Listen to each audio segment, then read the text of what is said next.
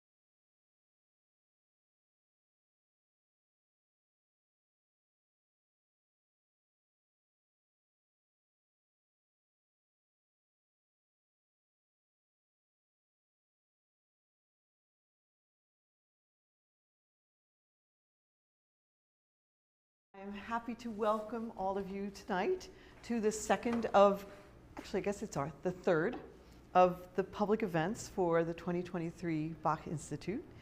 And tonight we're particularly thrilled to showcase our fellows. In a masterclass setting, we are going to be examining the magnificent and very special movements that Bach seemed to have perfected in his big Passion oratorio compositions. And these are they're labeled in the score recitative, but they really are nothing like recitatives. They're true ariosos. So one of the many things we'll do tonight is sort of define what that means, what it means in Bach's context, and how he uses this form to do some of his most adventurous composition, even in the context of the St. Matthew Passion. I'm Pamela Dellal. I'm the director of the Bach Institute, and alongside my colleague Ryan Turner, the artistic director of Emmanuel Music, we're very happy to welcome you. And so I would like to start the evening off with our first movement. This will be Mara Riley, soprano, and we're very fortunate that our keyboard fellow, Wesley Leffingwell, has been willing to play the keyboard reductions from the orchestra score on the piano.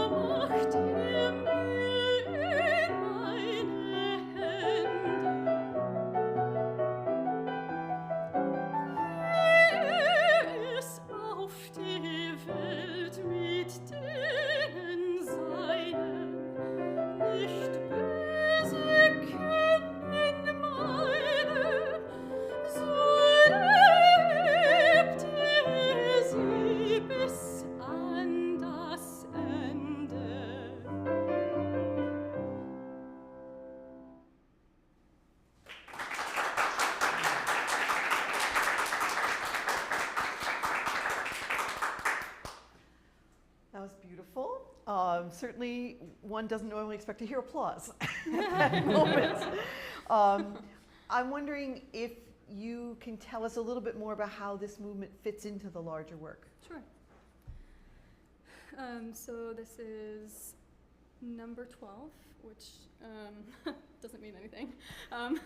It's placed right after the depiction of the Last Supper in the St. Matthew Passion. So at this point in the story, we know that Judas, who is one of Christ's disciples, we know that he will be the one to betray him.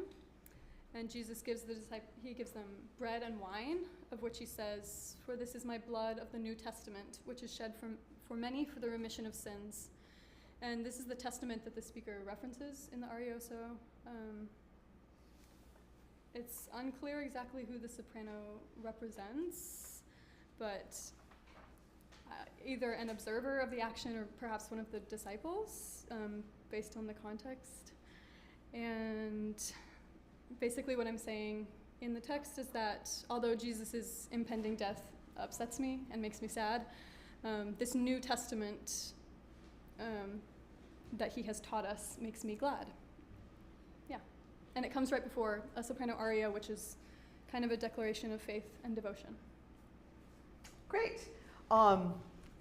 So, since I'm going to talk for a bit, I'm going to stand up and turn around.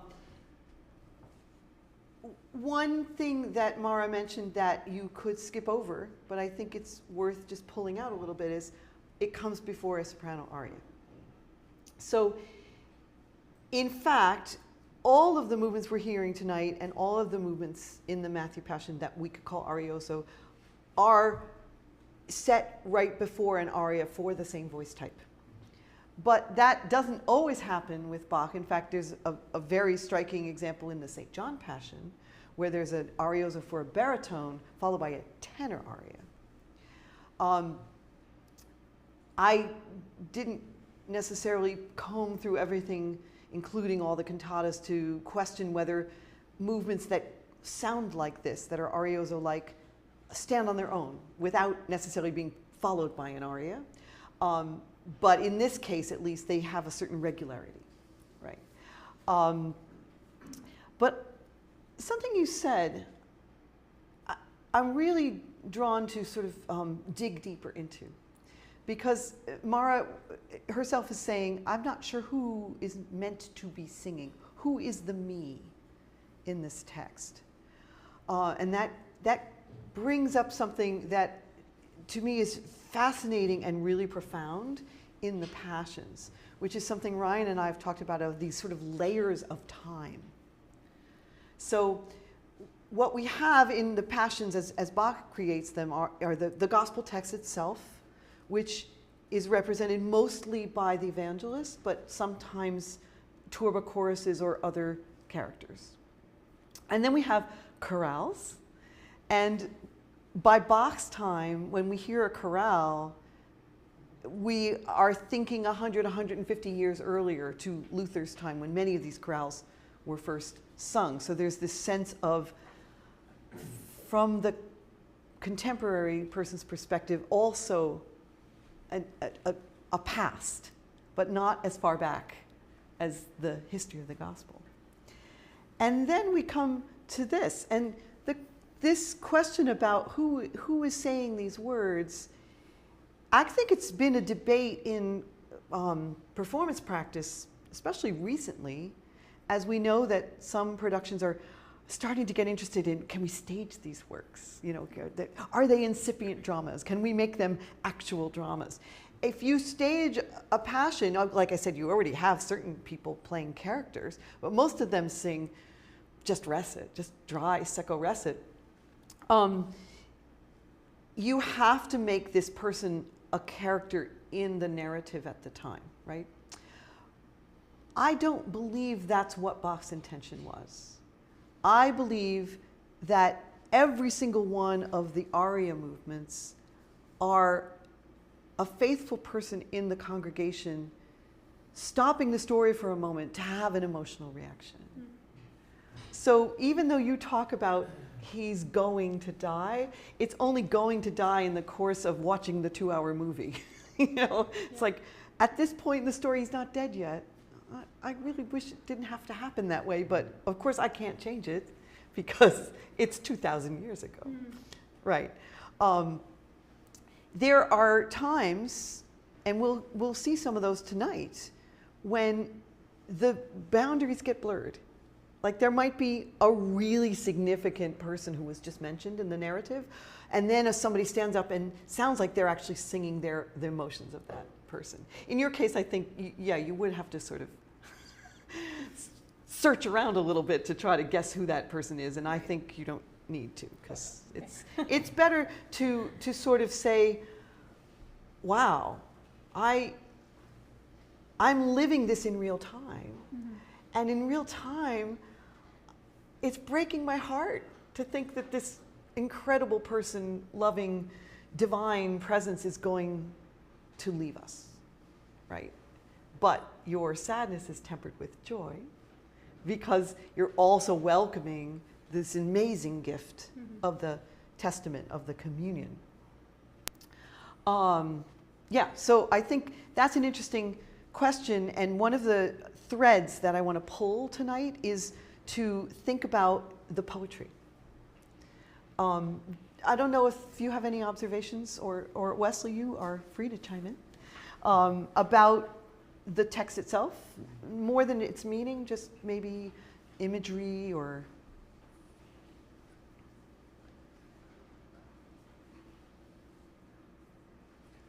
I like how at the very end,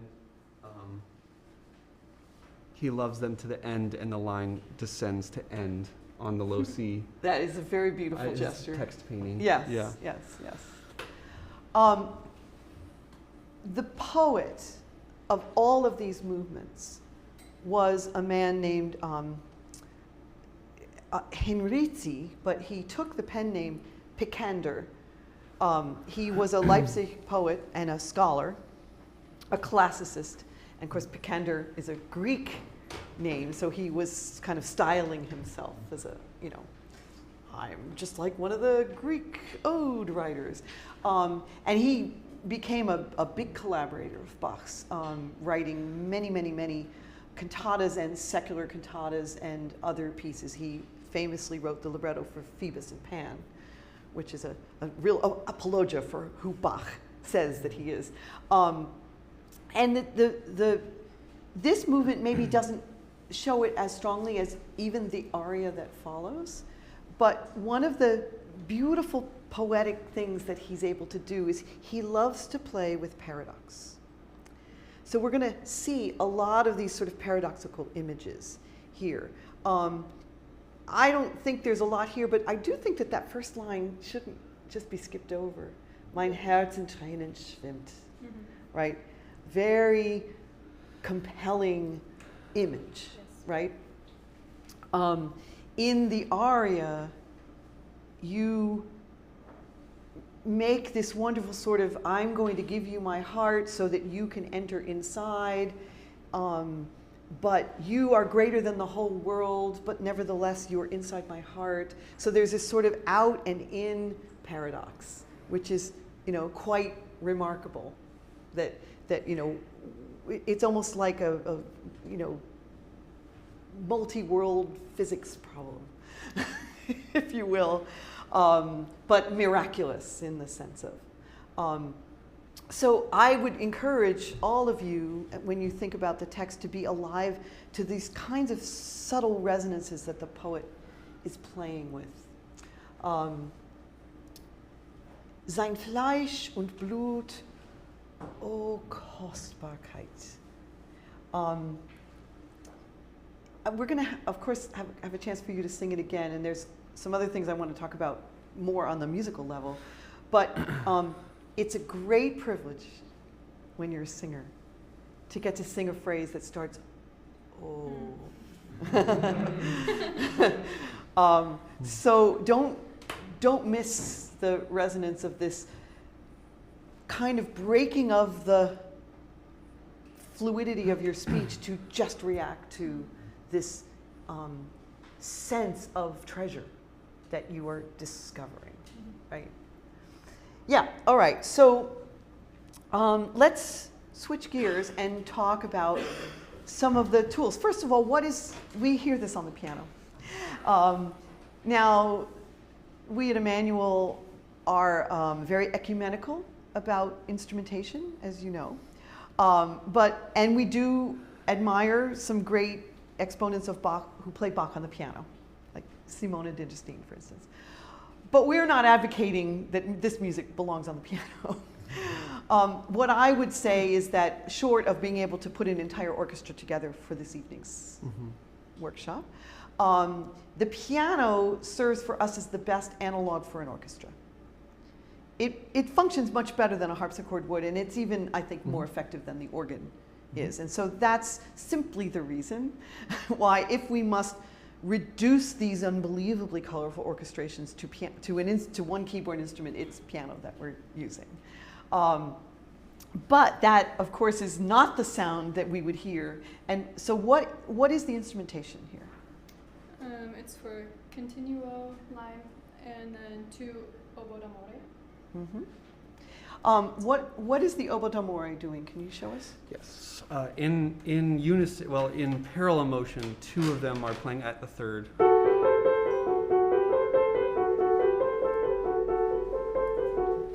And that pretty much continues. Yeah, it's a pretty constant texture. The difference is halfway through it moves to sixths.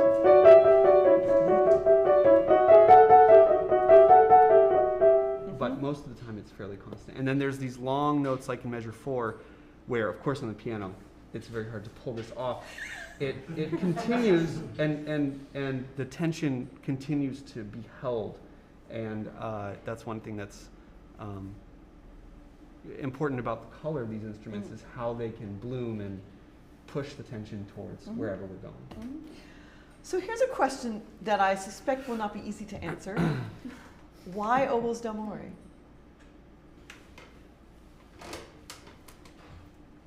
Well, I don't know how much Bach really thought about these kinds of things, but I mean, I'm singing about love in a way, and maybe that on some level.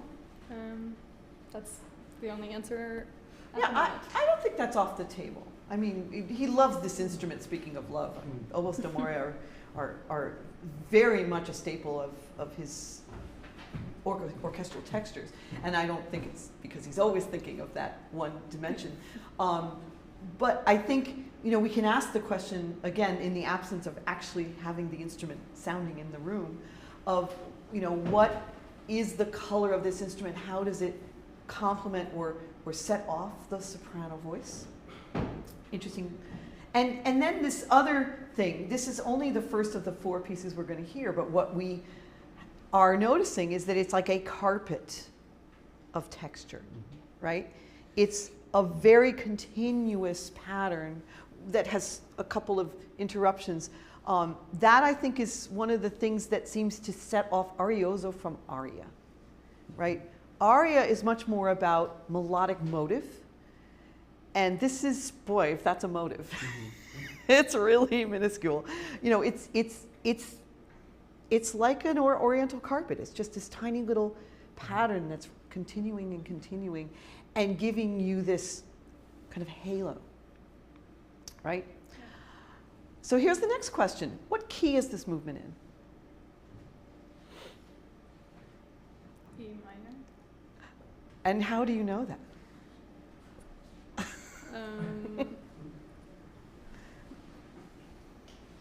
Is it not? I don't know. Let me look.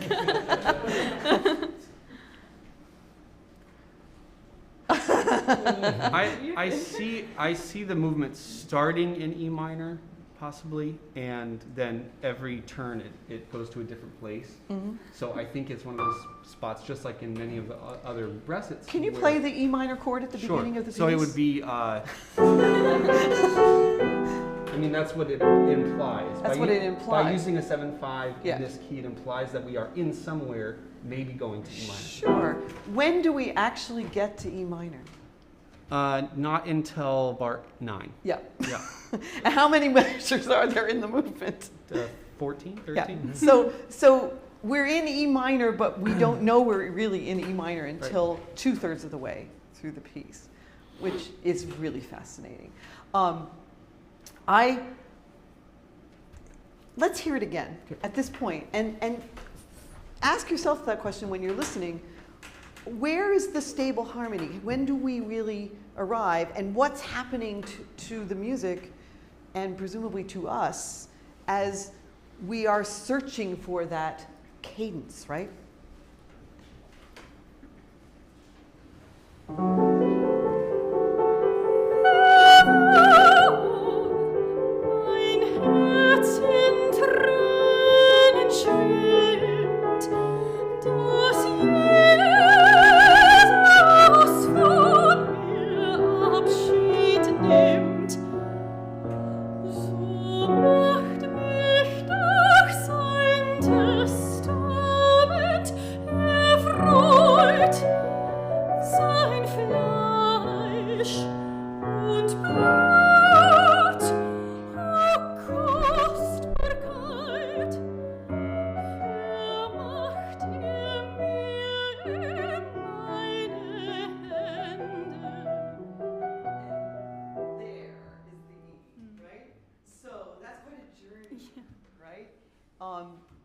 How does he delay the arrival of E?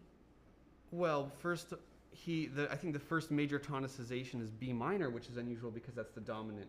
It will become the dominant of E minor. So it's already tricking us into thinking we're actually in B minor.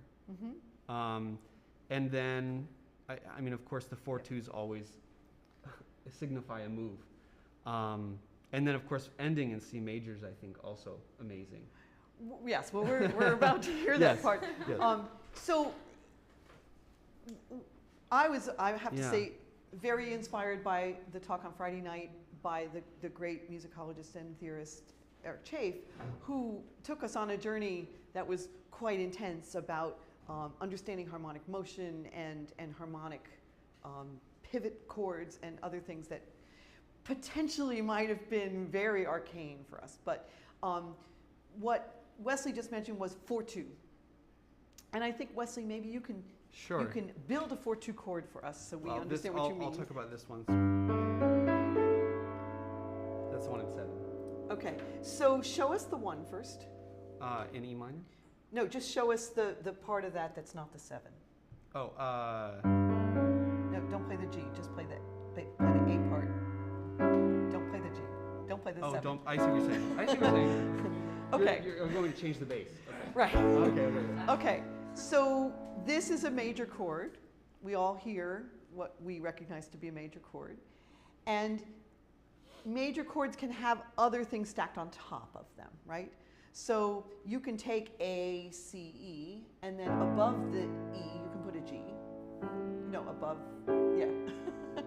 And that is what we call a major seventh chord. And why is it 7? Because the top note there is 7 intervals above the bass note or the bottom note, right? So just snap music theory if you wanted to just have some grounding on that. What Bach does is he takes that G, which is, if you hear it, you say, well, that doesn't sound as important maybe as the triad, which is telling me something about where I am. This is home base, this is my key, right? You put the 7 on there, it's like, oh, that just sounds like a color note. It sounds like an expressive note, right? What Bach does, he takes that expressive note and he puts it underneath the bottom note. Now let's hear it. Right. And that is what we call an inversion. So we have notes stacked up in a particular way, and then we say, well, I'm going to switch the order. So I'm inverting from the top to the bottom, and now I've got this 7 that is the color note, the unstable note, is the foundation, right? And what Bach is doing is he's walking through these chords by putting the 7 underneath for each one of them. And that is a very important driver of harmonic motion. And I would like to say, for those of you who are trained musicians in the room and those of you who are not, that we feel that. We can actually feel something's got to happen. I don't know what, but I don't feel like the music could stop right now. Like there's got to be something, another change, right? And that, I think, is one of the really remarkable things about the opening of this Arioso, is for a 14-bar piece, we never have a stable harmony until bar 9, right? So what does that say about your phrases, Mara?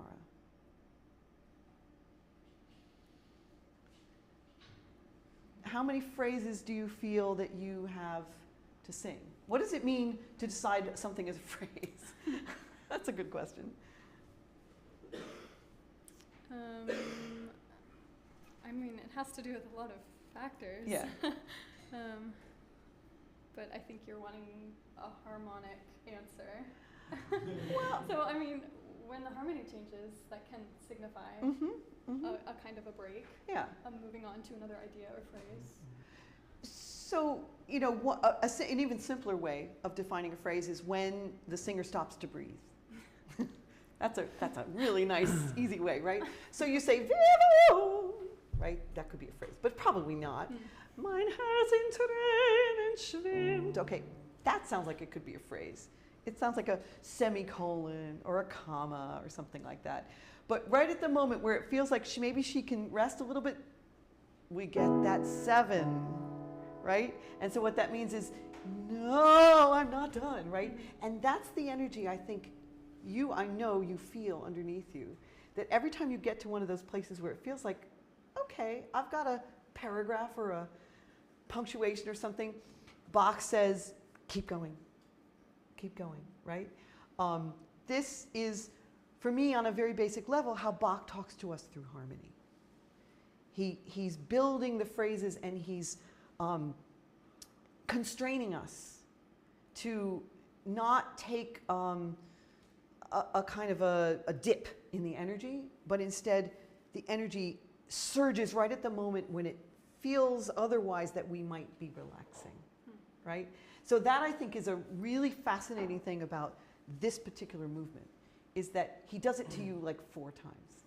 Because if we look at those sort of ends of poetic lines and long notes and breaths and all those things, you have like 4 phrases, but in fact there's only one. It's only one phrase, because it's going to go all the way until you finally say Hände. And then when you say Hände, he still hasn't reached the tonic. Right. So just because there's another event in this piece, let's start on bar 9 right now. So remember, we reached E minor. And the key is E minor. This is the key of this 14-bar movement, right? So here we are, E minor.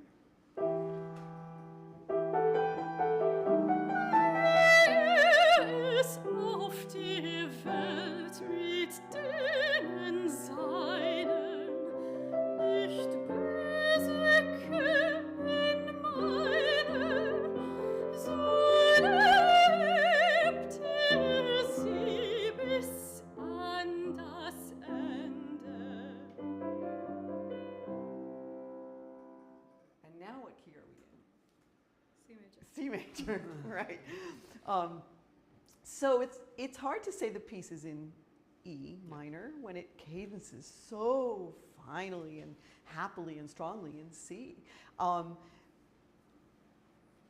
That's one of the magic things about an arioso. Last year we did a class on recitative, which I will definitely do again because I think recitatives are unbelievably fascinating. But one of the things you discover in recitatives that they are very likely to start in one key and end in another. Ariosos, because they're so beautifully structured and composed, it's more surprising that they would play this harmonic game on us. But I think that is one of the freedoms that Bach creates for himself by using an arioso format, is to modulate, right? And so now I have another question for you. Emotionally, do you feel that there's a shift in the piece? Yes. Measure 4, when it switches to So macht mich doch sein Testament fort. That's where I feel a pretty distinct shift, harmonically and in the text. But let's be really basic. What emotions do you feel yourself experiencing as you go through this piece, this 14-bar tiny little piece? Well, at the beginning it feels heavy, sad, depressed a little, and then maybe a slight sense of wonder, and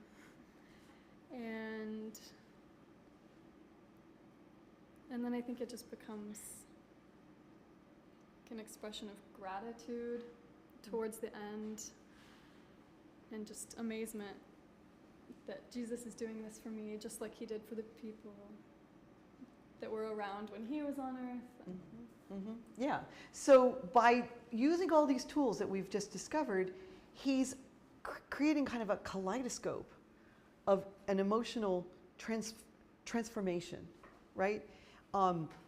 Something that, again, is highly calculated and structured in the tools of harmony, texture, and melody, but is completely accessible to anybody listening, right?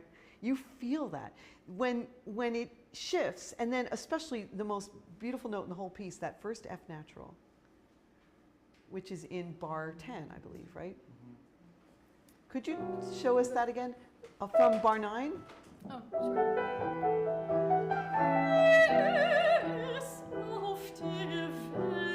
That one. Yeah, right. So if we're in E minor, there ain't no F naturals, right? And that is magic, right? So suddenly he turns everything around just by introducing this one note, which will inevitably push us to C, right? And that is the sort of focal point of the whole piece. And what it's going to do is it's going to open the door to the wonderful burst of joy, which is this aria that follows, which is always a bit surprising for people because you come to any passion and you think this is going to be tragedy and sadness and guilt and all these things, and then why are we so happy?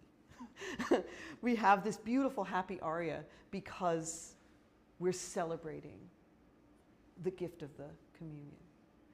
Okay, so thank you both. That was great. Yeah. I want to just say 3 things about this because I love this recitation.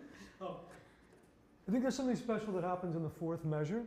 You talked about it. You said you felt some emotional shift. Obviously, harmonically, we're still sort of searching for E minor, right? But there's a sustained note in the Demores, and you talked about how it can bloom.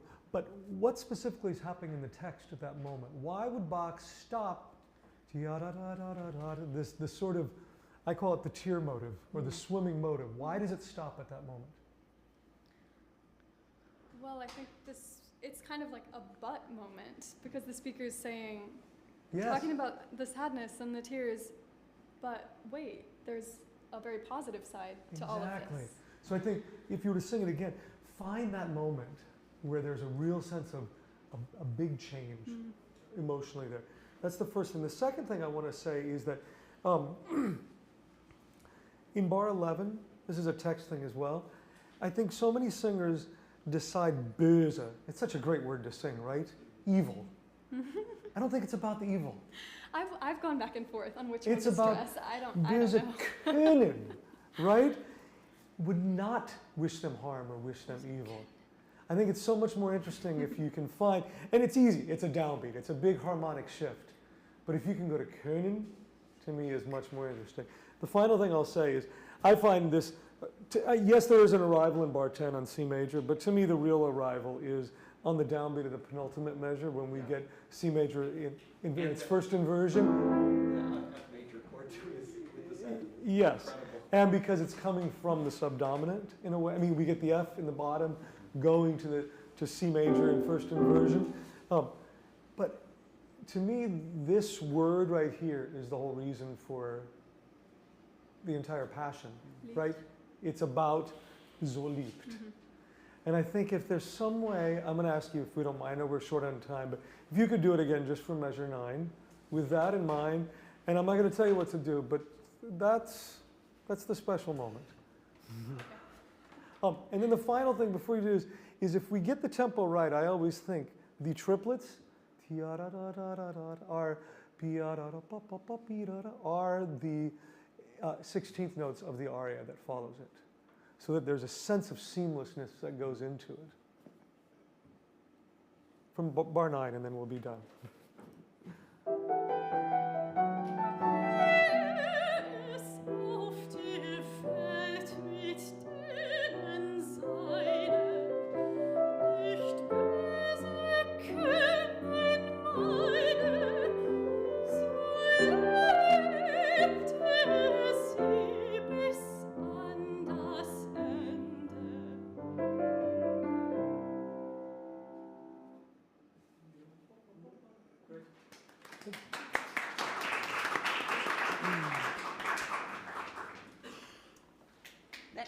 Next. Nolan, if you don't mind, tell us what you're singing, and if you could do the little setup of sort of orienting us to where we are in the Passion before you sing it. Yeah. That'd be great. You got it. So, I'm about to do the Arioso, Mein Jesus schweigt zu falschen Lügenstille. And this comes at the beginning of part 2 of the Passion. We have switched scenes now from the Garden of Gethsemane, where Jesus is arrested, and we are now in front of Caiaphas at trial. And the people that are bent on killing Jesus are throwing all sorts of false charges at Jesus, trying to get something to stick. And the thing that seems to have done it is this accusation that Jesus said that he will destroy the temple, but that he will then rebuild it in 3 days. And Jesus doesn't say anything in his defense against these accusations. We're not going to get to this part in the Arioso and the aria that follows it, but eventually he is asked by the judge, "Are you the Messiah?" And he says, "You said it, not me, man."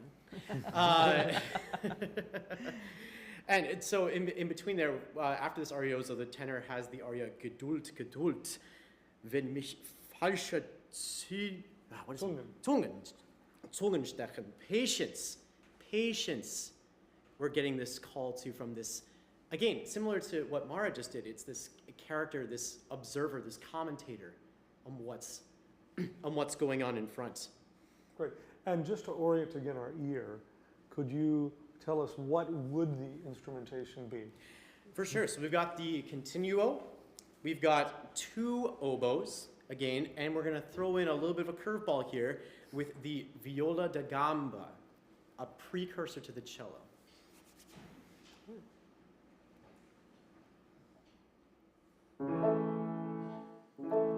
Mein Jesus schweigt zu falschen Lügenstille, uns damit zu zeigen, dass seine Erbarmen so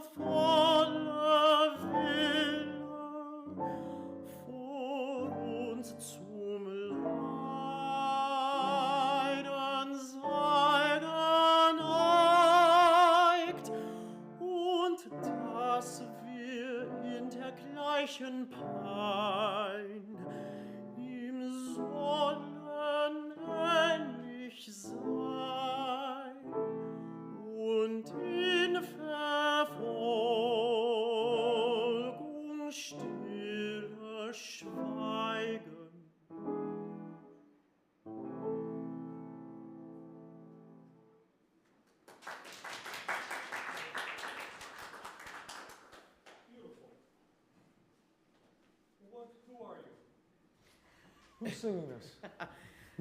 I asked the same question. But. Yeah, this is like a commentator. We're watching a member of the congregation watching this, saying, "I cannot believe that Jesus is sitting there and taking this. I could never do that. I would have to stand up and say, it wasn't me."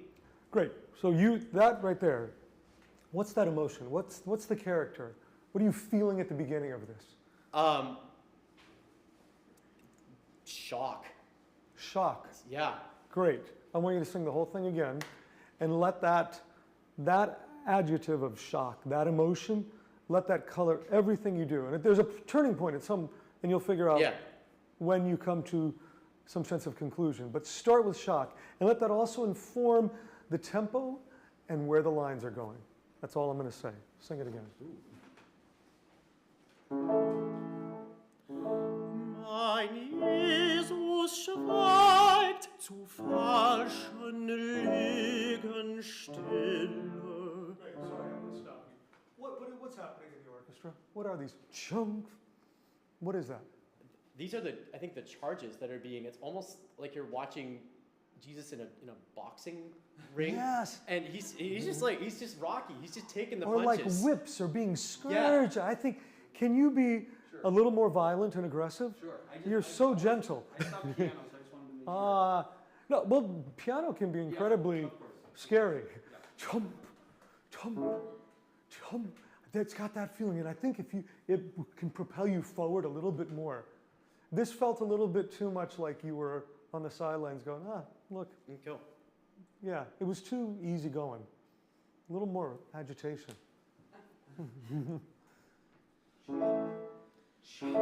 Mein Jesus schweigt zu falscher Liegen stille, uns damit zu zeigen, dass seine erbarmensvolle Wille vor uns zum Leiden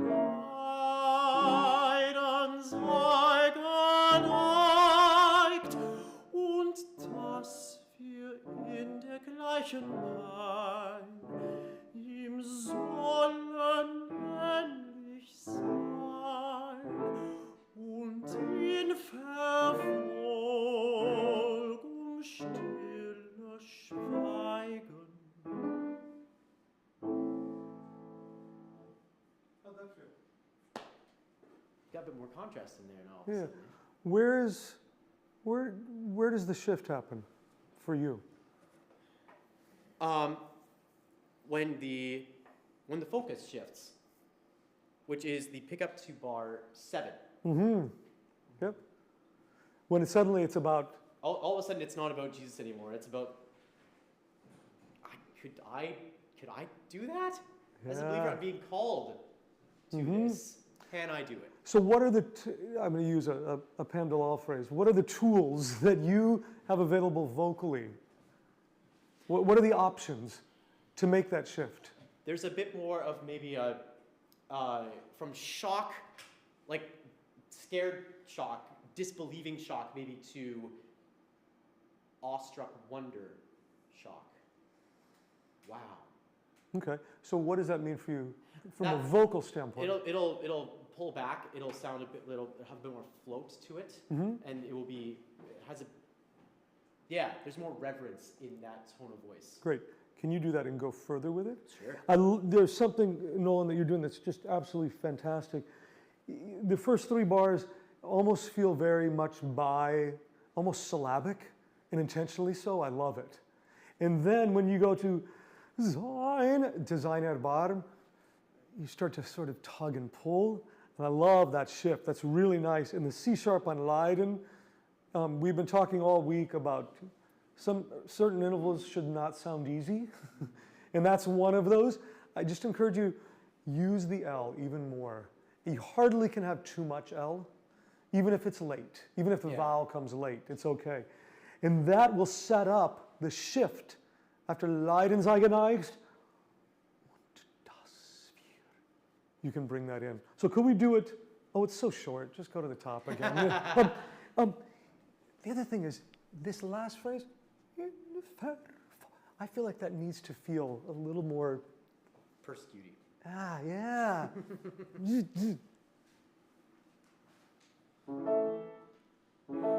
Mein Jesus schweigt zu falschen Lügen stille, uns damit zu zeigen, dass seine barmensvolle Wille vor uns zum Leiden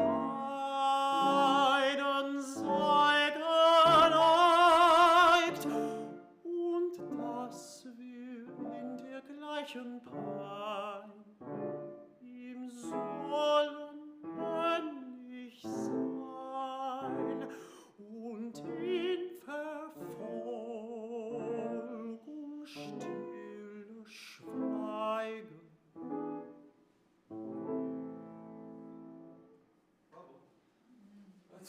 Anything you want to add? I mean, The only thing I want to point out is in this last bar, I don't know if we have, again, people who sort of can label all the names of all the chords, and then people who maybe don't know names of chords, but feel that there's something really cool, something really different. And I think that in Verfolgung, Wesley, can you play from, before, why don't you start on the half bar of 8 so we can hear the going into it chord? Yeah, that chord, right. So that, and what are you singing at that point? What's the word that you're singing? Verfolgung? Yeah. Persecution. Yeah, okay, so that's a pretty heavy word. And the name of this chord, not that really matters at all, is the Neapolitan. It's the Neapolitan chord. And I find this harmony endlessly fascinating because it's major, right? Play it again, just to be clear. So that should make us feel happy, right? But it doesn't. It always, it's like a cold shudder down my spine. There's something really, really chilling about this chord. Bach did not invent this chord. It was beloved of many composers, especially Italians. That's probably why it's called Neapolitan, right? But it's amazing how effective it is, right? And that Bach decides that he wants to create this right when you talk about the persecution, right? And so I think what we heard in this really spectacular, vivid performance that we just got was respond to the text and also responsiveness to that fantastic harmony. I will also add to that. I mean, just it's the interesting thing always about a Neapolitan is that here we have a B flat major chord in first inversion, but what key are we in? A minor. Yes, that it's the idea of it built in on the flat and second degree. The other thing is that this is one of the rare recitatives that I know of, I haven't combed through them all, that has two 6/4-3 chords. You see a lot of 6/4-2s, but you don't see many 6/4-3s that's built on the third scale degree. And it happens twice. It's always when we're talking about suffering or persecution. It happens on Leiden, on that C sharp, and then again, in Verfolgung that moment, which is so fantastic because there's also this sense of things being a little bit, the walls closing in Verfolgung, the B flat, I think you can draw our ear to everything being a little condensed and cramped there, in a way. Yeah? Great. I think you should, because it's so short and we didn't spend much time, I think you should do it one more time. And I'm going to challenge you, do something different. Okay. Don't get stuck in what you're doing.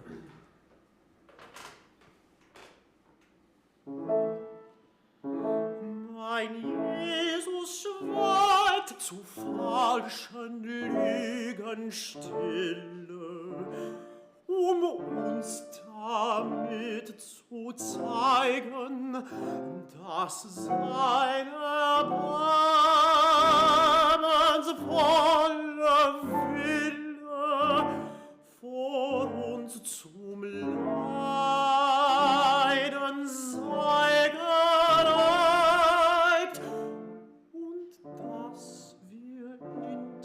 weichen Pein ihm sollen ähnlich sein und in Verfolgung stille schweigen.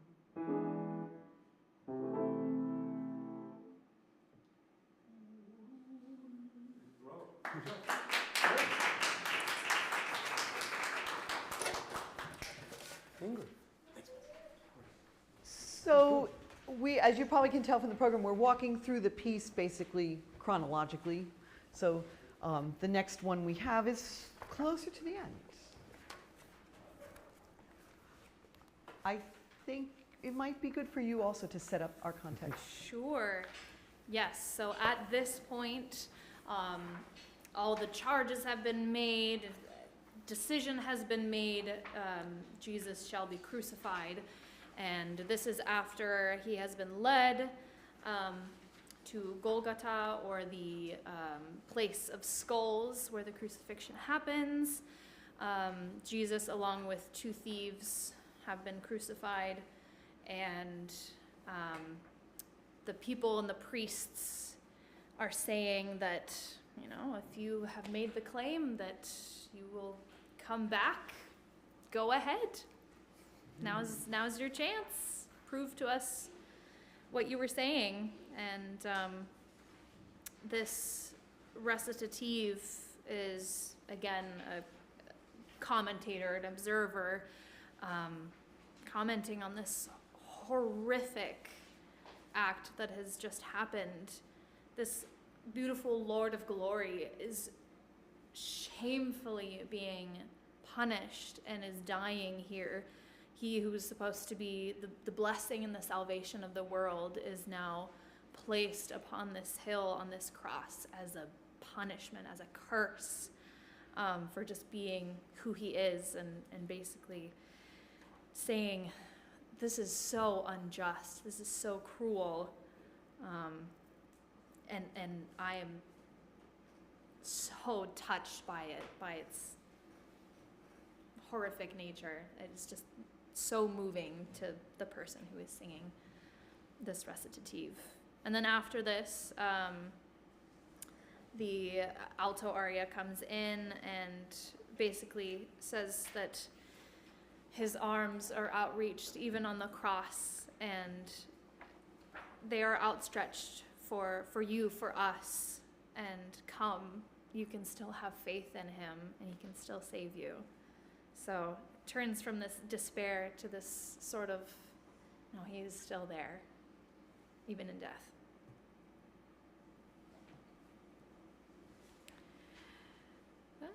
Where is it? There it is.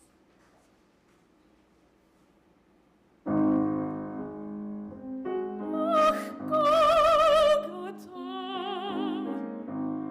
unsilges Golgatha, der Herr dir herrlich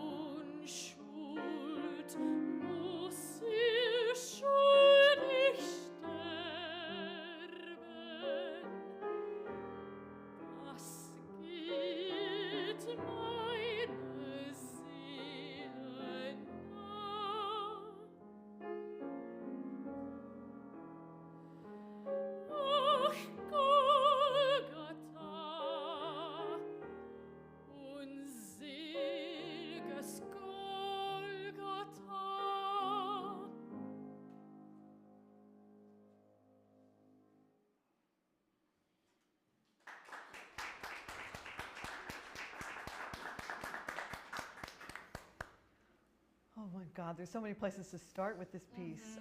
Tell us about the instrumentation. Yes, so this is obviously with continuo, and similarly to the previous two arioses that we heard, it is with oboe, but this time it is oboe da caccia. To be perfectly honest, I don't really know much of the difference between the d'amore, the regular, and the da caccia, so I'd love to learn more. Well, you know, we Why we're here. yes. In terms of the various classes of oboes, we will have some of them in our concert, and so we'll be hearing the differences as we go farther in. Of course, this weekend we had English horn, which is the same range as the oboe da caccia and is what stands in for the oboe da caccia in a modern orchestra. They're often referred to as the tenor oboe. So it's largely a question of range. In other words, as a tenor instrument, it goes lower. It can sit, you know, squarely into that octave between middle C and the C below. Whereas the oboe d'amore is an alto oboe. It has, I think, 4 notes below the regular oboe? It doesn't have that many more, but it has a slightly darker color. It's a kind of a less sweet of a sound. And then you rarely hear it, but the oboe that has no second name is sometimes considered a soprano oboe in the soprano register. So, you know, we didn't really mention in Mara's recit what the color of the oboe d'amore might be providing. Again, without having it here, it's hard to put it in our heads. But there's a very pointed, a very reedy quality. Obviously, they're reed instruments. And you add to that the fact that it's sitting in this low, it never sounds like a bassoon, but it's sort of on the way to a bassoon, right? So you have that.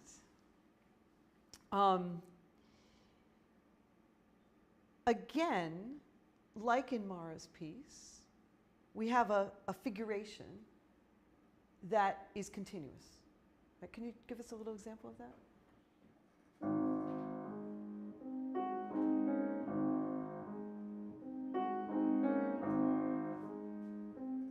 Right?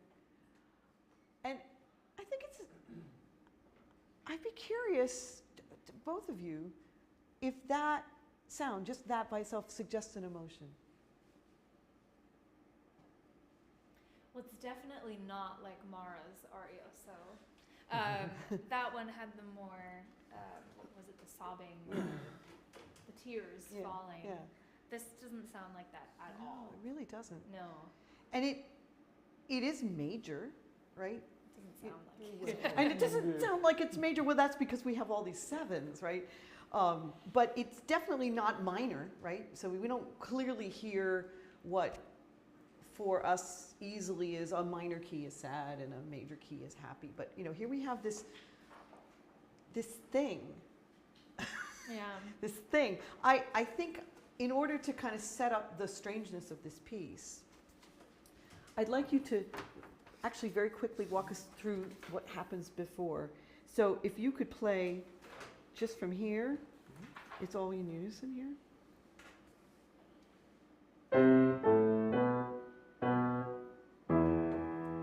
So that's the end of the big chorus.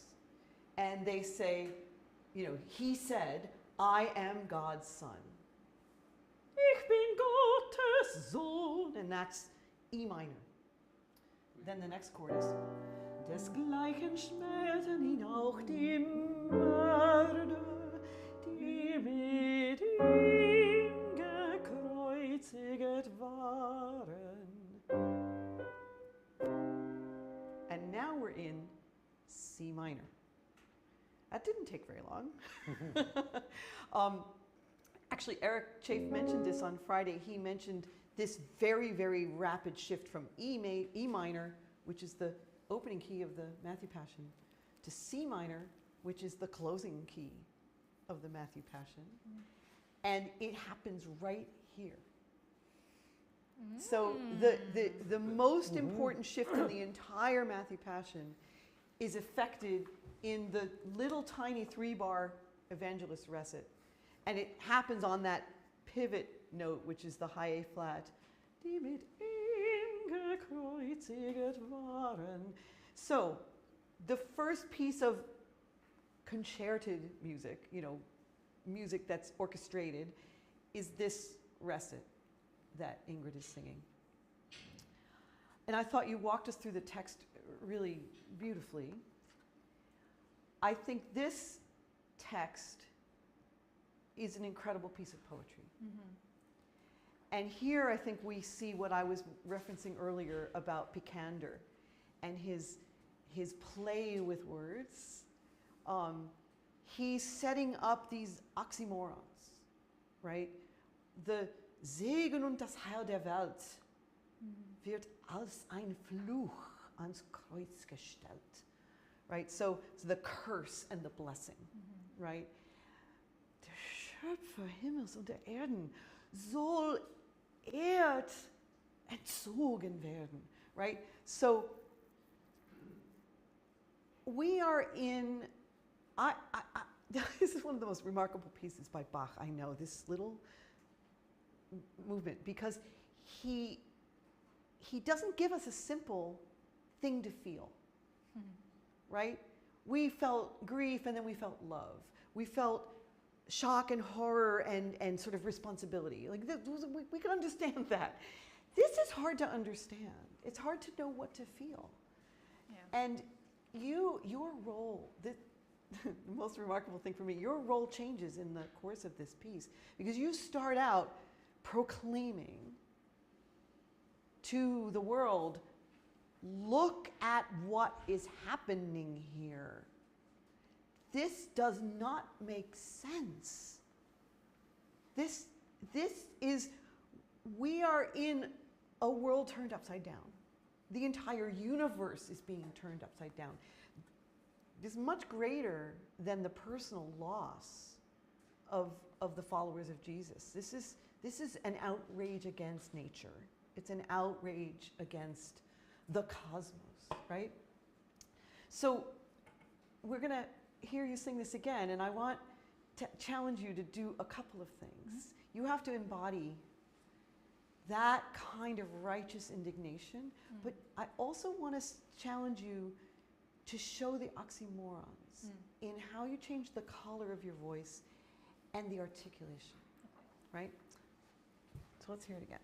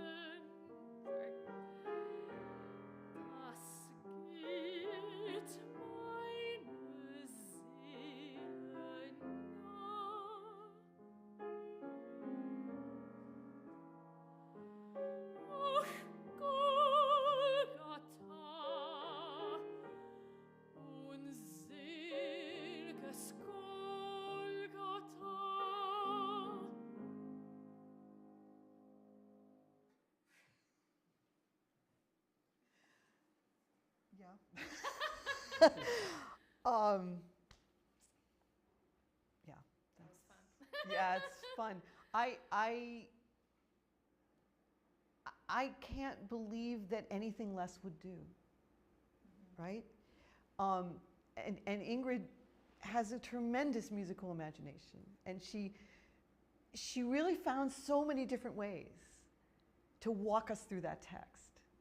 You know, dynamics, vowel colors, shapes of phrases, articulations. And you changed something that is very important to me, and I really like what you found, which is this line that just breaks my heart every time I hear it. Das geht meiner Seele nach, right? So like I said, I said that I believe her role changes in the course of this movement. She starts out as this like prophetess, seer, looking out at the world and saying, the world has been destroyed, the cosmos has been violated, right? There's something wrong with the world. And then she says, I can't stand it. That pierces my soul, is kind of closer to how I feel about that line. It's like we don't see her as a person in the opening. She's showing us these things that make us almost see her as an impersonal force, the voice of the universe itself. And then suddenly she says, I can't take it. I can't take it. And what she did, which I loved, is you dropped your voice almost to a whisper at that point. It's very brave, right? That's an incredibly brave thing to do in a passion, but I think it's essential, right? That is glorious. So, and I will give Ryan a chance to say something, but the one thing we haven't talked about yet is the harmonic motion that we're going on too. So we know that we've moved from E minor, 1 sharp, to C minor, 3 flats. We start here in A flat, and then it just gets worse. If by worse you mean that the flat side of the world is the sort of muddy, corrupted, evil side of the world. So I don't know if you can walk us through these chords quickly, but so we have, right, and then,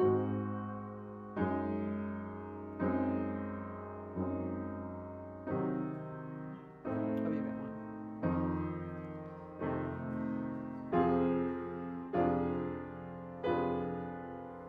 Okay, so we're here. We've reached this kind of a cadence, and we're at G flat minor. And there's a 4-2, which we know is going to push us down. Wait, did you get past measure 9 already? That was just getting Okay. to 9. And there's 9, and the note in the bottom of, and that's why you guys have scores, right? C flat. Now I will tell you, C flat is not that weird for Bach. But I think here it has a huge significance, because where did we just cadence? Like several bars ago, C, right? Now, even C is not low enough. We've just pushed the floor of the ground down to C flat. And there's only one more step we could possibly go down, and that's F flat, which we do eventually reach.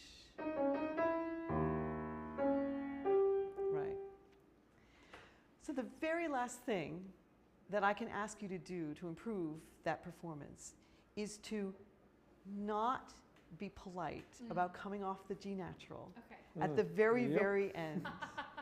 You gotta hang there and make the dissonance just insist upon it. So I'm gonna ask you to sing Die Unschuld muss hier schuldig sterben. Can I ask one thing? That I feel, I mean, what you did at 12 was quite stunning, and it can be even more so if there's a little bit more bite and opinion to Die Unschuld. It's the only time you sing 2 quarters in a row in the entire piece up to that point. Sorry. What was the question? Just pointing that out. Oh, we're just pointing it out. Sorry. Yes, and it needs to be intentional. Okay. And then just, take us as intimate as you can go on measure 12. Okay. And then when we come back, what are you asking? Where are we starting? We're starting downbeat of 10. Okay.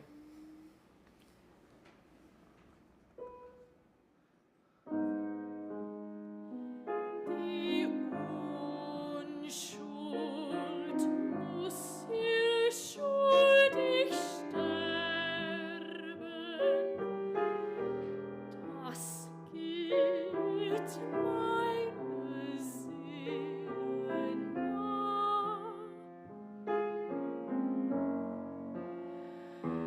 Ach, Golgatha, unsel'ges Golgatha.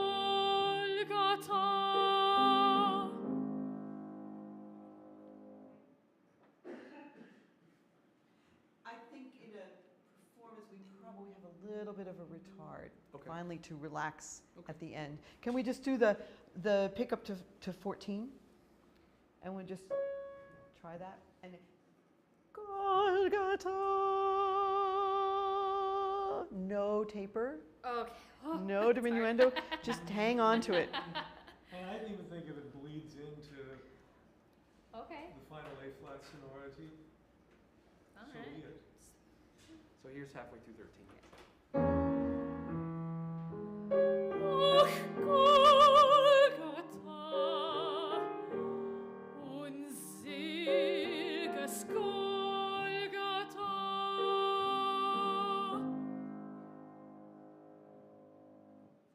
It's uncomfy.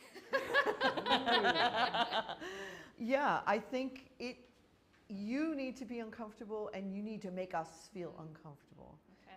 This movement Mhm. should make us squirm in our seats. I mean, the thing is, it's unbelievably beautiful, but that's not what Bach wants it to be. He wants it to blow our minds, right? He's like, what? What? Yeah. What's that? Right? And the words, the harmonies, and then your performance, right? Because you're the one who brings it to life, along with Yeah. the conductor and the oboes. And if I can add everything two else. other things about the color of this too, not at all related to your performance, but just for the listeners to paint what the soundscape is here.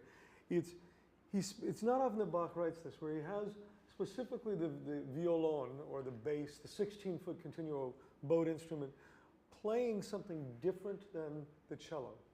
And the cello plays pizzicato. If you can you just draw our ear to just the bass line once and kind of pound out the pedal tones that happen in the left hand?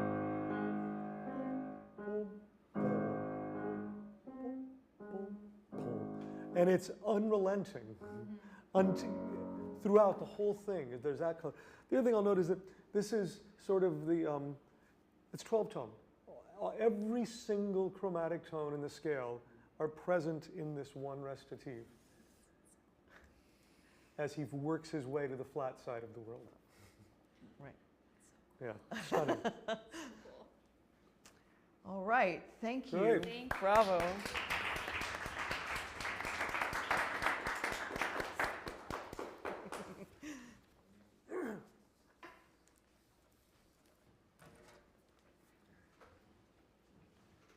Chime in here on this one too. We can do it together. Yeah. Anything you have a lot to say? Do you want to ask him to do? Oh, yes, Stephen, can you tell us who you are and sort of set the stage, as it were, for this? Yes. I am a narrator or a spectator of some sort, right? I don't think I'm a named character. Okay. Think- You're not literally named, no. No. Just before this, the evangelist had some recit. Jesus is dead. Spoiler. And there's a wealthy man has just went and spoke to Pilate and asked for Jesus' body to be returned. And Pilate has said, give them the body. I keep referencing evening time. There's this rhetoric of evening time, evening time, evening time. I think I say it 4 times, if not more. The aria that follows this is Mache dich mein Herz rein, make thyself clean my heart, I will myself entomb Jesus. It's quite close to the end. I think there's 5 or 6 pieces after this. I'm not sure if there's anything else. Just so that we have in our ear, what's happening in the instrumentation? Instrumentation is continuo, violin 1 and 2, and viola. So more strings. Isn't there oboe? In the aria. In the aria, right? Yes. Yes. Not in the rest. No, yeah. exactly. Mhm. And it's actually English. In the aria, it's 2 English horns Mhm. that join and double the violins. But Right. in the Not rest here. of the TV, you're right, it's just Got it. the pillow of strings. Which suits, because it's evening time, it's quiet. Yeah. Should we give it a go? Go, give it a go, yes.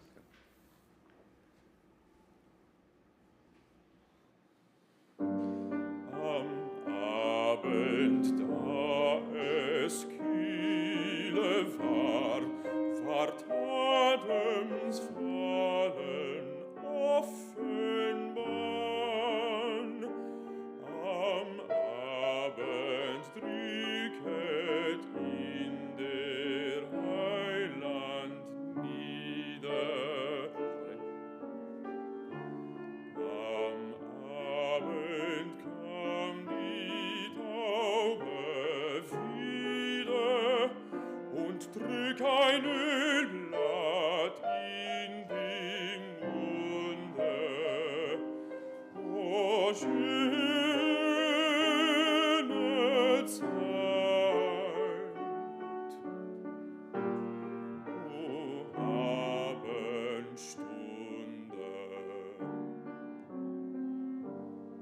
Der Friedensschluss ist nun mit Gott gemacht, denn Jesus hat sein Kreuz vollbracht.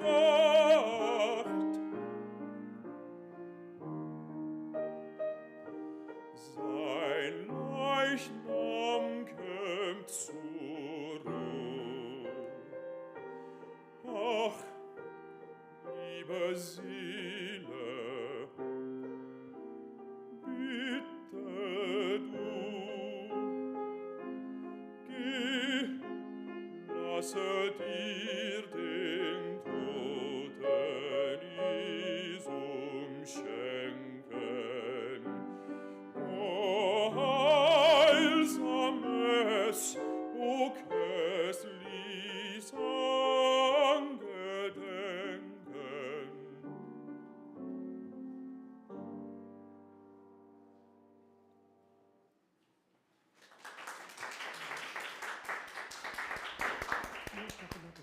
Yeah. Jumping on some Yeah, musical yeah, things. yeah. So, he gets 2 O phrases. Ah. Oh, heilsames. Oh. Christmas. But yeah, let's start with this evening thing. Mm-hmm. Do you know why evening is so important here? Not in this context. Yeah, so in the preceding recit, it's actually quite several measures before, we have this story of the body of Jesus being taken down from the cross. And then there's kind of a little conclusion to that. And then the evangelist says, Am Abend aber kam ein reicher Mann von Arimathea. So in the evening, however, that happens to be an incidental piece of the story. Mm-hmm. It doesn't really matter at what time he showed up, right? Yeah. I mean, it was the end of the day, and that's how long it took for the crucifixion to complete itself. Yeah. But what Picander does is he takes that little suggestion and he creates this unbelievable poem. He starts out by telling us things about that has nothing to do with the crucifixion. So the first thing he tells us is what? Adam's fall was made manifest. Right. In the Garden of Eden, Mm-hmm. in the evening when it was cool. We didn't need that detail either, thank you, Picander. That's when God confronted Adam and Eve and said, you have eaten from the tree of the knowledge of good and evil, right? So that happened. Yeah. And then, in the next line, am Abend drücket ihn der Heiland nieder. So what else happened in the evening? The Saviour overwhelmed himself. Or overwhelmed. So this is actually thinking back to something we already heard in the story. This is when Jesus in the Garden of Gethsemane bows himself down and says, you know, if this cup might pass from me. And then he says, no, I will drink from the cup. Mm-hmm. So that's another thing. And then the third one.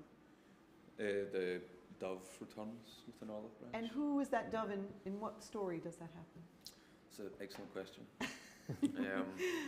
I'm not sure. I'm a lapsed Catholic. That's okay. That's all right. This is Noah's flood. Okay. So we are looking, the first one we looked all the way back to, you know, what for Christians is the beginning of time, the Garden of Eden. Then we had something very recent, 2 days ago. And then we have the message of peace, when the dove, after the flood is over, comes back with an olive branch, which means dry land was found and God's wrath is over, right? So you put these three images together for us. You've taken us way out of the story. Yeah, right totally. now we're not thinking about dead bodies and burials. We're thinking about what can happen in the evening. I said to Stephen earlier, it's like a Schubert art song. You know, it's just this amazing richness of imagery and semantic depth, right? And then the next thing you say, actually you had 4 O phrases, because then you say what? Oh, beautiful time, or time so fair. Right, right. So, oh, evening hour. setting the scene, right? Oh, schöne Zeit. We are in the evening now, and it's cool, and it's beautiful, right? And then you finally move on to tell us what the significance of evening is in this context. Yeah. Oh, Yeah. sorry. I was like, yes, I do. The pact of peace is now complete with God, for Jesus has filled his cross. Jesus has died for our sins, right? So, and of course you all have the text. We don't need him to reproduce the text for us. Here is, I think, I've had debates with people I greatly respect about what these next lines might be signifying. Because you say, go, soul, ask for the dead Jesus. Yeah. Now, some people say, aha, this is Joseph of Arimathea. This is a character. I was thinking that maybe that could be the character from before, but Right. Yeah. Some people want to just go right there because the reaction and the narrative right here is basically saying, I'm going to do that very thing, right? But I still believe that you are the contemporary listener at this moment in the story and say, I could do that too. I could ask for his body. I could bury him in my own heart, which is an incredible resonance with the story that we were talking about way, way earlier in Mara's, the aria that follows Mara's Arioso, where I will give you my heart and you will sink inside of it. And now you are laying out your heart as the burial plot for Jesus at this point. So that creates, I think, it's like double vision. You know, in one way, we're seeing him as that character in the story who just asked for the dead body. And he's an incredibly thoughtful and poetic rich man. But we also see him as not you, right? We're sort of seeing both at the same time. Yeah. And that, I think, is one of the great, great powers of how this levels of time work in the Matthew Passion, that sometimes the levels get blurred. yeah. Right? And this text, as I pointed out to you, it's I mean, even the poetry itself is so beautiful that you almost, you know, it's just these images are so beautifully etched in the words. that we haven't even talked about the music, Yeah. right? And the effect that the music has to change the mood of the moment. And I'm going to let Ryan jump in here. Great. You know, I'll also mention one other thing about the time element, which I don't know how much we've talked about, but of course in Some Empathy, Passion, there are inherent in the piece are 3 different levels of time. There's the biblical text, there are the chorale tunes, and then there's the poetry of the cantor. And in this, it's like how many elements of time can we have even in the first 3 statements? Yeah. Right? We talk about the fall of Adam. We talk about Noah's flood. We talk about Gethsemane. the Garden of Gethsemane, and then we talk about what just happened, Yep. all the while by a poet who's contemporary. Yeah. And that it is this, and in the orchestration, we also have, it's almost this, I always feel like there's a blurring of pulse, just like there's a blurring of time, which, as beautifully as Wesley is playing, no pianist could recreate that halo of sound that we get from a string ensemble. And let me see what your vocal score looks like. Could you play for us once, not the right hand, not the 16ths? Just the harmony. Yeah, and I'm going to give you a tempo just because I think it's important. Pam said something, and she and I talked about this earlier. I'm going to come back to you. I'm all over the place here. But I always think of betrachte, which is the Arioso in the St. John Passion that precedes Ervega, the tenor aria. Pam referenced it in the beginning of this masterclass. I always, when I coach singers, I tell them, it's not Bach, it's a Schubert song. Sing it like a Schubert song. This is the same thing. Okay.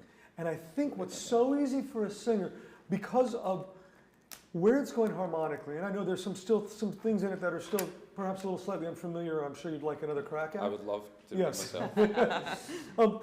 Is finding the line in the lyricism like it's a Schubert song in the midst of it. And I think what will help is not necessarily feeling the pa, pa, pa, pa, pa, the 16th notes, but listen to what Wesley's going to play in about, let me think,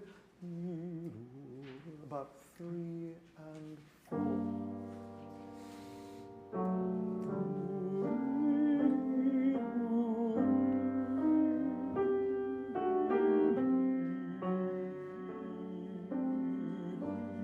Does that make sense? If you can feel there's a lyricism to these inner string parts. When I rehearse this with an orchestra, I always start with just the seconds, violas and continuo, so they feel that line. And if that has a strong foundation, the first violins just sort of, they're like evaporating, they're hovering above that foundation. It's the breeze rustling in the leaves of the trees. Yes, and the cool of night. The cool of night. Yes. So I want you to do this again, and I want you to think about 3 things, in addition to some of those spots that I'm sure you'd like another crack at, in those corners, is line. Now that I'm getting away from what the text is saying, always in the back of your mind remembering that, but from a vocal musical standpoint, how long of a line can you create? Number 1. Number 2, sing it with the earnestness and simplicity of a Schubert song. And you have permission to do whatever you feel in the moment, how you respond to your commentary on "Oh, schöne Zeit." You just stated these things that happened, and then it's almost like the poet had a moment to step aside and say, "Oh my God." It totally feels like that. And then he's like, oh wait, I'm writing. And the decision I think you have to make is it a public moment in private, or is it a private moment in public? So I want you to just up through that, up through the first big G major cadence before you go on to Jeffrida. 9. Whatever the measure is, 9, And if we can try that tempo, which just has a little bit more sense of forward direction to it, I think it'll help. Am Abend da es kühle war, Tadems fallen offenbar. Am Abend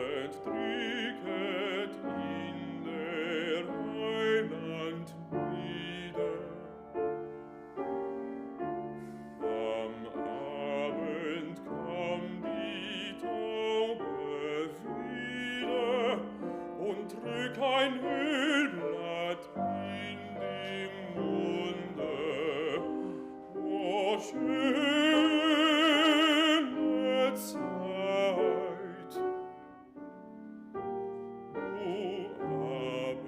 Abendstunde.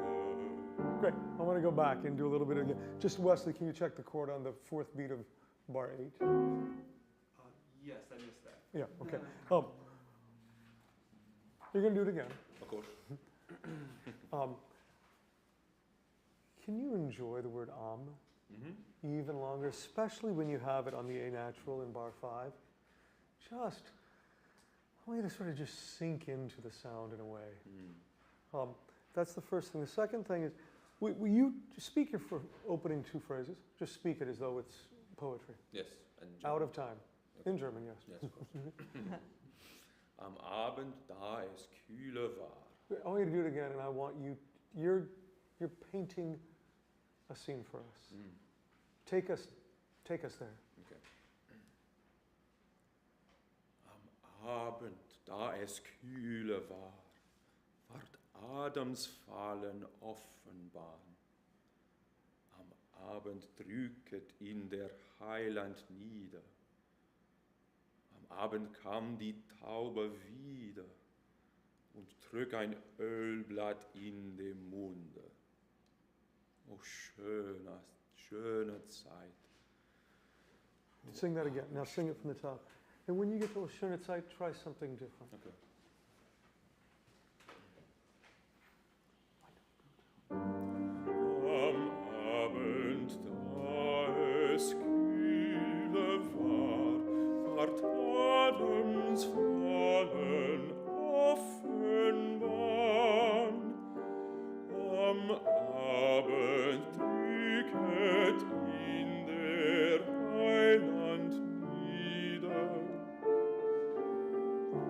Am Abend kam die Taube wieder und trug ein Ölblatt in dem Munde.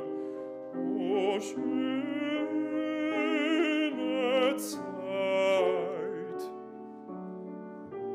o Abendstunde. Der Friedensschluss ist nun mit Gott gemacht, denn Jesus hat sein Kreuz vollbracht.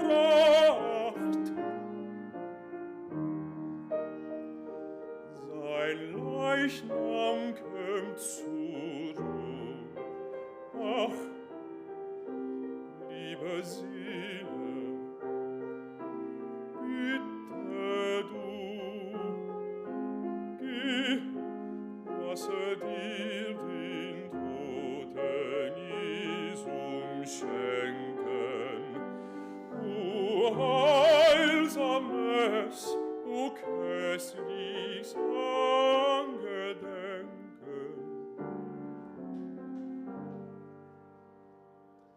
I think the idea that you had on O schöne Zeit was stunning. No, Yeah. no. I know you're dying to say something, but I'm going to ask you a question first. Sein Leichnam kommt zur Ruhe. Ach, liebe Seele. Will you speak that once Yes. again? Sein Leichnam I want you to do it again, and I want you to, in your head, have an intent, an opinion, a point of view. What is this about to you personally?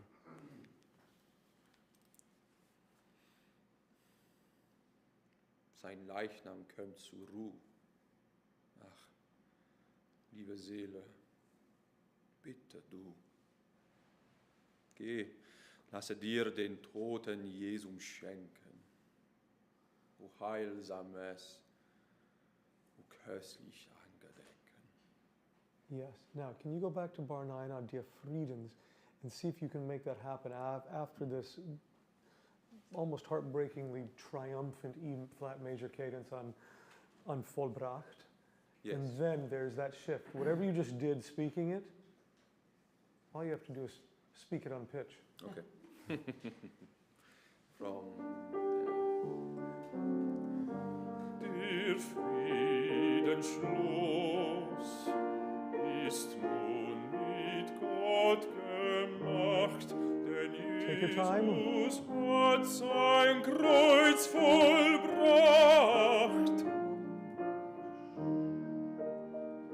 Sein Leichnam käm zur Ruh. Ach, liebe Seele, bitte du, geh, lasse dir den Toten Jesum schenken. O heilsames, o köstliches Angedenken.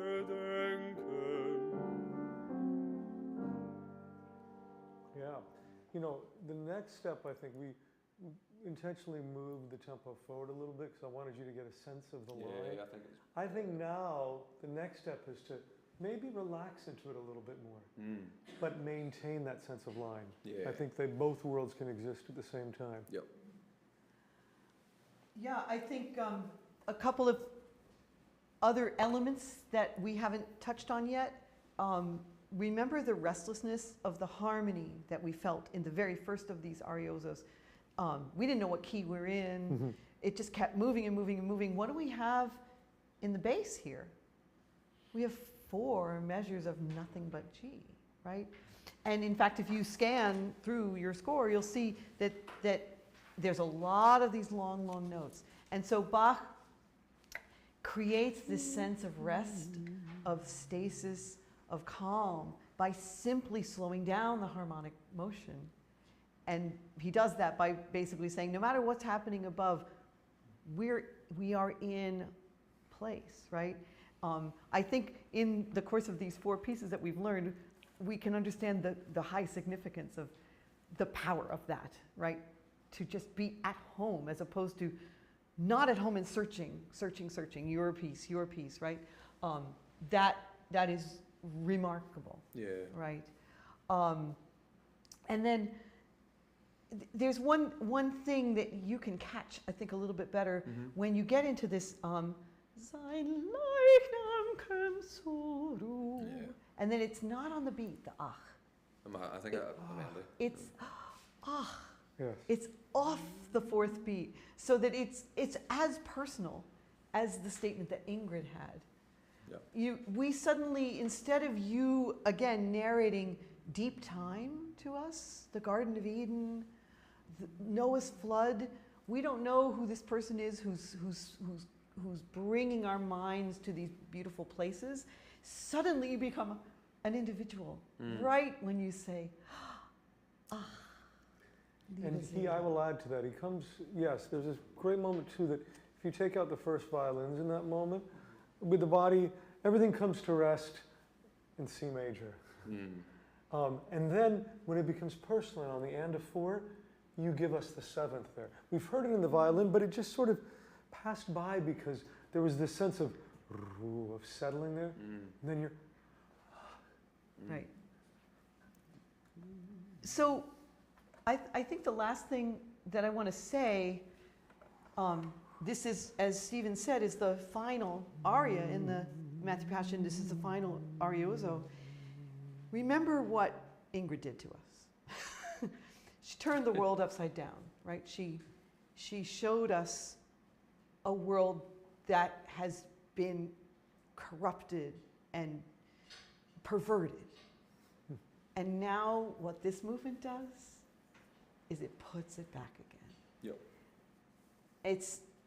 It's really unbelievably powerful. When he was singing, I was thinking Schubert, but I was also thinking opera. I was thinking, the thing that we haven't said yet, and perhaps what we will finish the night on, is that why might some people, like me, not think we learn anything more about the St. Matthew Passion when we stage it? Because what is happening here is a drama of the mind. That the huge things that are going on are internal.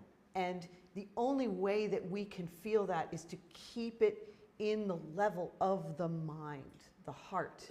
And when you put characters on stage, we actually lose that, right? It makes us feel like those are other people who are having those feelings, right? And maybe we empathize with them, but when it's a drama of the mind, we are implicated. We become the person who says, das geht meine Seele nah. Or the person who says, ach, liebe Seele, I get to do this, right? Every single one of us is what Bach is saying to us. We can step into these roles. And the thing I want to leave you with is I think that the Ariosos do this in a way that is remarkably intimate. And because of their form, much more personal than the arias. You know, we get distracted in the arias with structure and instrumentation and large-scale phrasing, and you know, they're overwhelmingly beautiful, but these ariosos are, I think, the moments that really touch our hearts. So I thank you, and please come back for the next events in our schedule. We have a fascinating panel discussion on Wednesday evening on why we do what we do at Emmanuel Music, why we play Bach on modern instruments. And on Friday night, I'm excited to welcome the scholar Wendy Heller, who is going to give a talk on listening to the female voice in Bach cantatas. And then, of course, we have our open rehearsal on Saturday, and culminating in our showcase concert Sunday evening. Thank you very much.